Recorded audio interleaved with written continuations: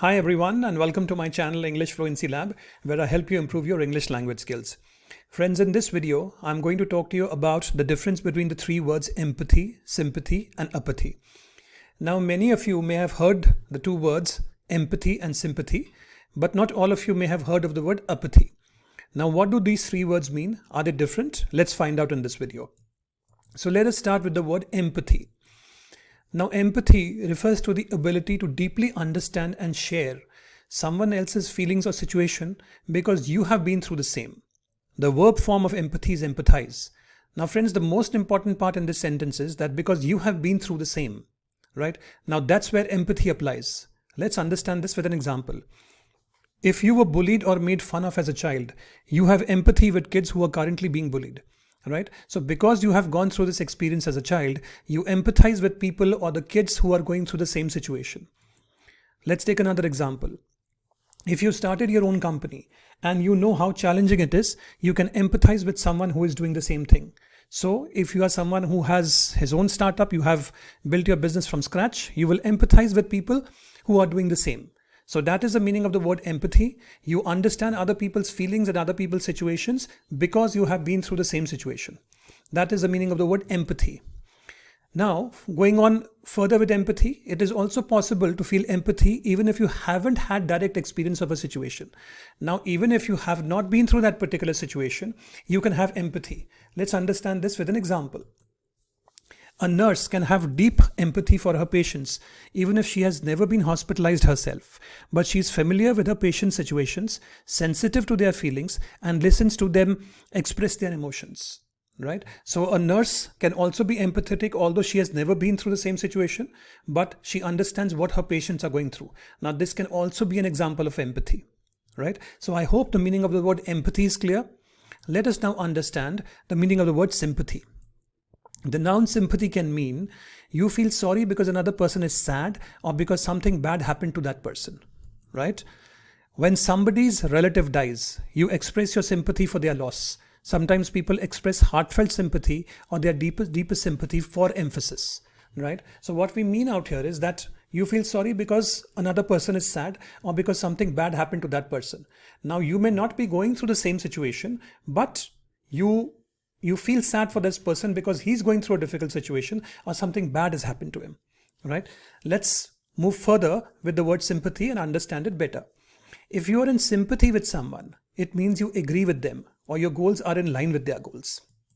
For example, if you work for an organization that helps poor people and your friend has a project to provide school supplies to poor children, then his work is in sympathy with yours, right? Because we can say that his work is in sympathy because both of you agree on the same thing. So sympathy can be used here also.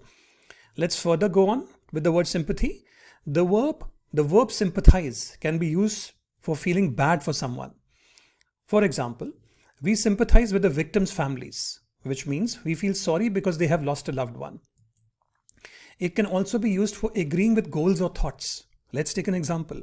He sympathizes with a radical political party, which means that he tends to agree with that party's philosophies, right? So the verb sympathize, which is, sympathy is a noun and sympathize is the verb form of that, can be used in these two situations also, right? So I hope the meaning of the word empathy and sympathy is clear. Let us now understand the meaning of the word apathy. Now, apathy is like being completely neutral about something. It is when you don't really care one way or the other, like your face when you watch paint dry. There is no feeling happy, sad, angry or excited, just nothing. So apathy, friends, is basically when you feel no emotions at all. You're just neutral. You're just indifferent to the situation.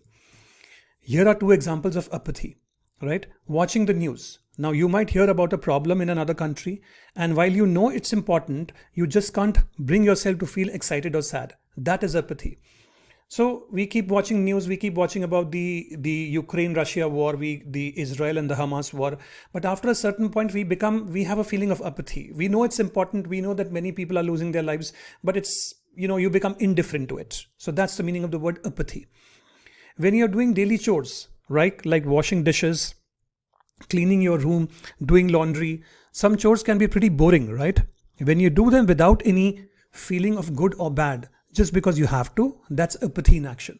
So you do some daily chores, you do them daily, but there is no feeling with that. So that's also the meaning of the word apathy. So friends, to summarize, empathy is when you feel what another person feels. It can be good or bad feelings.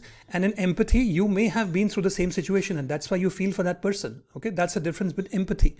Sympathy is when you feel bad for another person's sadness, or when your thoughts, goals are in line with someone else's. So when you're feeling sad, because somebody has been through a very bad situation, that's called sympathy. Apathy is like being completely neutral about something. You are neither sad nor happy. You are indifferent to the entire situation. So friends, I hope it is now clear that you understand the meaning of the word empathy, sympathy, and apathy.